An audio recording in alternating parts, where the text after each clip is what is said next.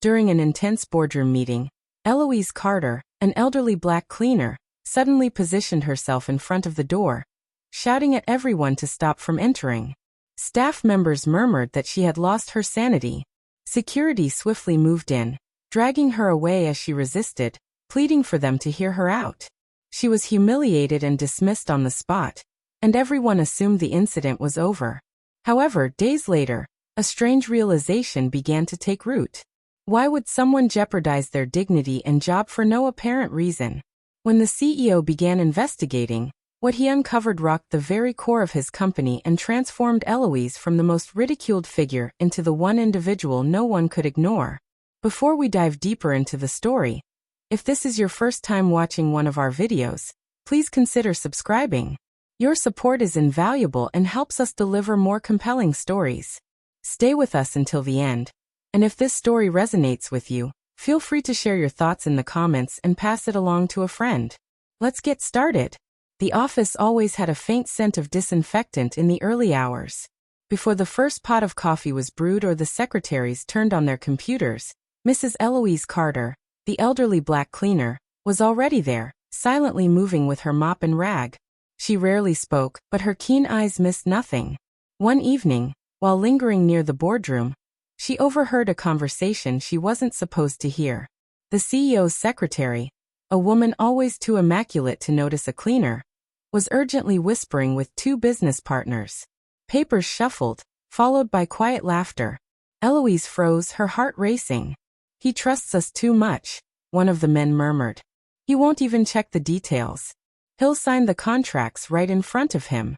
By the time he notices, the money will be gone." Eloise's hands tightened around the mop handle. Though she wasn't highly educated, she knew betrayal when she heard it. She finished her cleaning in silence, but that night, she couldn't sleep. The conversation echoed in her mind, the certainty in their voices, the looming danger for her boss. The next morning, she tried to speak up. She approached the secretary in the hallway, her voice quivering but resolute. "Ma'am, I overheard something last night about the papers for the plane site." The secretary's expression stiffened before quickly changing to a patronizing smile. "Eloise, you shouldn't listen to things you don't understand. Just clean, that's your job." By lunchtime, the gossip was already circulating through the hallways. "Now she thinks she's a detective," one worker chuckled. "Old people get paranoid." "Maybe she's losing it," another responded. Eloise bit back the sting of their laughter, but her heart remained uneasy. Several days later, when the boardroom meeting was scheduled, she stood at the end of the hallway, watching the CEO walk calmly towards her, his briefcase in hand, smiling and acknowledging greetings. He was completely unaware of the danger awaiting him inside. Something inside her snapped. With an unexpected burst of courage, Eloise stepped forward, positioning herself directly in front of the door.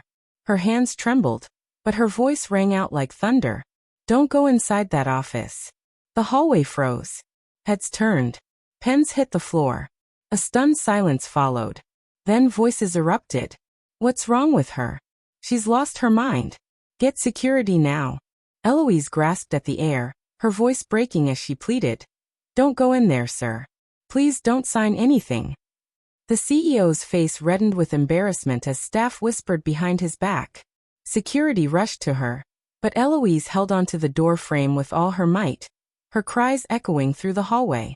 By the end of the day, she was fired, escorted out as whispers followed her like a dark cloud. To everyone else, Eloise had become nothing more than the crazy old cleaner who had lost control. But in the CEO's mind, the desperate cry she made lingered. It echoed stubbornly, a sound he couldn't quite push away. After hours, the building was still, the kind of stillness that allowed a single memory to play over and over again. Evan Mercer, the CEO, sat alone in his glass-walled office, with the city lights flickering like distant warnings. He rubbed the bridge of his nose, ran his thumb along the cuff of his shirt, and tried to focus on his work, but that voice refused to fade. "Don't go inside that office." It hit him like a heavy weight in his chest. Below, two junior analysts packed up while whispering. "PR is still sorting out the aftermath," one said. "Crazy afternoon," the other replied with a smirk. "That old lady's losing it. It happens." There was a pause. Still, she sounded scared, not confused. The elevator doors shut, carrying their doubt with them. At home, steam rose from a mug as his mother, Ruth, watched him wrestle with what felt like a heavy weight inside him. She didn't lecture. She simply laid her hand over his restless knuckles. Son, when someone risks their dignity to stop you, it's not noise. It's a signal, she spoke gently. Age teaches the air. You feel it shift before trouble hits. He stared at the window, his breath fogging the glass. He had already rescheduled the signing, but something about it felt more like luck than leadership. The next morning, Evan left his tie a little loose. He didn't call for meetings or make speeches. Instead, he opened a private, unmarked email and sent 3 lines to a name whispered about only in the most secretive circles. Jonah Pike, investigator. No company logo. No digital footprint that legal could stumble upon. Just a burner phone, a Tuesday, and a parking garage that went unused. Jonah appeared in a scuffed jacket, the kind that didn't apologize for rain. No handshake. They scanned the concrete, speaking in calm, deliberate sentences. Evan outlined the situation without naming anyone, just a signing, a project, a trusted group, and an older woman who would rather lose her job than stay silent. Jonah nodded, slid his notepad back into his pocket, and disappeared like a shadow fading into the wall. Meanwhile, the office went about its routine. Keyboards clicked away. Someone microwaved fish, earning a dozen silent enemies. HR muttered in the kitchenette, "We had to fire her right away," while legal whispered about optics. Claravas, the secretary, moved between desks with a flawless, empty smile, like a portrait that never blinked. Jonah worked quietly. Camera clicks pierced the drizzle. A thin lens behind cafe windows. Bank records connected to vendors who had only appeared 6 months ago. Dinners off the books. A late-night meeting at a side-door steakhouse. Clara in the corner booth. 2 partners. 1 briefcase too heavy for a clean conscience. The pattern emerged slowly, like an X-ray developing in a tray. Evan sat alone, studying the first set of photos. The glow of the screen carved a sharp line across his jaw. He tapped the desk, paused, then tapped again. His coffee grew cold, unnoticed. A second folder arrived. Shell companies layered through a fog of middlemen. All the paths led to the unassuming budget. He exhaled, a shaky sound echoing in the large room. He didn't rage. He adjusted his collar and listened to the silence. His mother's words drifted through his mind. Signal, not noise. The next step was clear, though it felt heavy. That evening, he didn't send an email. He drove past the upscale neighborhoods, past the neon lights, into a modest block where window plants and laundry lines told a quieter story. He climbed 1 flight of stairs, then another, his palms damp, his heartbeat slowing with each step. Eloise Carter opened her door, cautious with a chain still in place. The faint scent of menthol and soap hung in the air, and a fan spun lazily in the background. Her posture was smaller now than it had been in the hallway. Humiliation shrinks a person until someone meets them with respect. Evan didn't posture or deliver a speech. He simply offered a heartfelt apology, promising that her warning wasn't ignored. They sat at a small table, worn from years of use. Evan shared what he could, careful not to give away names or details that could jeopardize the case, but enough to let relief flicker in her eyes. He gently asked if she would stand by him when it mattered. She pressed her palm to the table, fingers spread wide, steadying herself against the weight of being believed. Outside, a motorcycle roared past. The fan hummed. She nodded once, not dramatic, just a simple nod that said, "I'll be there." Evan rose, and together they stepped back into the evening. No triumphant music, no fist pumps, just a man heading toward a meeting that would close 1 chapter and open another if he could keep his hand steady. He got into his car, let the engine idle, and made 1 more call. "Mom," he said softly, "I'll need you at the next signing." A small breath came through the phone. "I'll wear blue," she replied. "It looks good in photos." He smiled, despite the ache in his temples. Then he hung up, and the plan began to take shape. The second signing date loomed, like a storm on the horizon. From the outside, the building seemed ordinary, but to Evan, every hallway felt charged with suspicion. Clara Vass, the secretary who once held his full trust, moved confidently through the halls, her heels clicking on the marble as though nothing had changed. Her smile remained the same rehearsed curve, but now Evan saw the shadow behind it. On the morning of the meeting, employees whispered while lining up at the elevators. "She's back at it. Clara's been stuck to those partners all week," one said, glancing around before leaning in. The other shrugged. "The boss doesn't notice. Or maybe he does but doesn't care. Either way, it's not our problem." What they didn't know was that Evan noticed everything now. His eyes bore the weight of nights watching over files, names, and offshore accounts. He was no longer blind. The boardroom buzzed with low murmurs as the so-called partners shuffled papers into neat stacks. The air was thick with the scent of polished wood and expensive cologne. Clara sat at the head of the table, flipping through contracts like a conductor preparing to cue a symphony of lies. Evan entered quietly, his composed authority intact. No one saw the silent exchange between him and the uniformed officer posing as security by the door. No one noticed the tiny recording device hidden in the ceiling vent, already live. The room straightened under Evan's gaze. He gave a polite nod, placed his briefcase down, and took a seat. His movements were calm and deliberate. Clara leaned in, her too sweet smile in place. "Sir, we're all set. Just sign here, and we can move forward." Evan let his pen hover over the paper, his jaw tightening just barely. He wasn't in a hurry. He wanted them to lean in, to think he was moments away from falling into their trap. The air around them thickened with anticipation. Then he stopped, set the pen down, slowly and deliberately adjusted his cuff, and stood.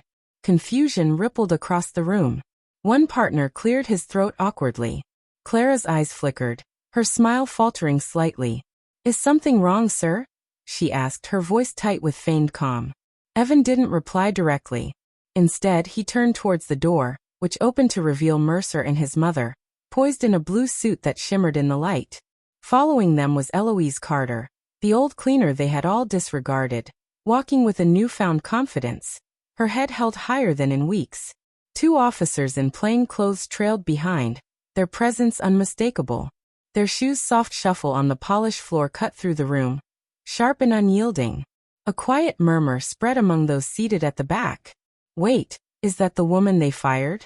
What's she doing here with the police?" Someone whispered harshly. "This doesn't look good." Clara's face lost all color, though she tried to mask her panic with a forced laugh. "Is this some sort of public relations stunt?" Evan didn't raise his voice. There was no need to. His authority grew stronger in the silence. "You wanted my signature," he said calmly, "but I needed to know exactly what I was signing." He motioned, and Jonah Pike, the investigator, stepped into the room, holding a thick folder of evidence. He placed it on the table, papers spilling across the surface. Fraudulent accounts, wire transfers, and shell companies all linked directly to Clara and her partners. Gasps filled the room. A junior associate's pen slipped from the table, hitting the floor with a hollow sound. The detective moved forward. Clara jerked her chair back, her face twisted in disbelief. "This is ridiculous. You can't." Her words were cut off as one of the officers placed a firm hand on her shoulder. The two partners sat frozen, pale, and sweating, their earlier bravado completely gone. One of them muttered, This isn't what it looks like." But the evidence on the table spoke louder than any denial. Eloise stood in the corner, silently watching. Her hands shook not from fear, but from the overwhelming sense of validation. Every insult, every mockery of being the crazy old woman, now burned away by the undeniable truth. The boardroom had ceased to be a place of power for the conspirators. It had become their trap. And Evan? He had yet to raise his voice. The moment had arrived, but justice had yet to be fully served. The room, once filled with smug confidence, now felt like a courtroom under a spotlight. The polished wood and glass walls seemed to lean in, suffocating the fraudsters as the truth spilled onto the table. Reporters, who had been waiting outside for a routine update, were quickly ushered in by security. They flooded through the doors, cameras flashing like a storm. Questions shot through the air like arrows. "What's going on here? CEO Mercer, is this a fraud investigation?" Clara shrank back under the flashing lights, trying to hide her face, mascara smudging. Her partner sat stiff, his hands cuffed, shaking. The detectives led them away, their footsteps echoing, each one like a final judgment. The room was thick with tension, the stench of sweat, paper, and cologne now tainted by fear. Evan Mercer didn't hurry. He slowly rose from his chair, buttoning his jacket, letting the silence stretch on, allowing it to speak for him. Then his gaze shifted to Eloise, still standing at the back, wearing her worn sweater, as if afraid the floor might give way beneath her. He gestured for her to step forward. The cameras swung toward her, shutters clicking madly. Eloise blinked, overwhelmed by the sudden attention. She had spent her life invisible. Now every eye in the room was fixed on her. Evan's voice rang out, calm and deliberate. 3 weeks ago this woman, someone most of you overlooked, stood right here in this hallway and risked everything to protect me. She was ridiculed, dragged out, fired, all because she spoke the truth. Murmurs rippled through the staff in the back, some squirming uncomfortably, remembering their own unkind words. One junior analyst whispered, "We called her crazy." Another shook his head. "She saved the whole company." Evan continued, his eyes sweeping the room. "If it weren't for her courage, we'd be standing here with billions lost, and a company in ruins. But because of her, and because of me, the truth has come to light." The applause started quietly, one set of hands clapping near the back, then another, until the room was filled with a thunderous wave. Eloise's eyes welled up with tears. She tried to hide, but stood taller, her shoulders finally free from shame. Reporters rushed forward with microphones, eager for more. Evan raised his hand to quiet the room, his tone strong but warm. "From now on, Eloise Carter will no longer be known as just a cleaner. She will serve as our head of employee welfare and ethics because every voice matters in this company." The room erupted. Cameras flashed, capturing her in the center of a storm of light. Eloise placed a trembling hand on her chest, overcome. Ruth, the CEO's mother, gave her a quiet nod from across the room, a silent, "I told you so." As Clara and her partners were escorted past the reporters, their heads hung in disgrace, Eloise stood at the center of it all. Not as a victim, but as the guardian whose truth had changed everything. For the first time in decades, she wasn't invisible. She was the reason the company still stood. And as Evan closed the meeting with one final statement, his words echoed in every ear present. "Never underestimate the quiet ones. They might be the ones to save you when you least expect it." Just like Eloise, sometimes the people we ignore hold the truth that could save everything. What do you think? Would you have believed her that day? Share your thoughts below, and remember to like, subscribe, and stay tuned for more stories that show how one voice can change it all.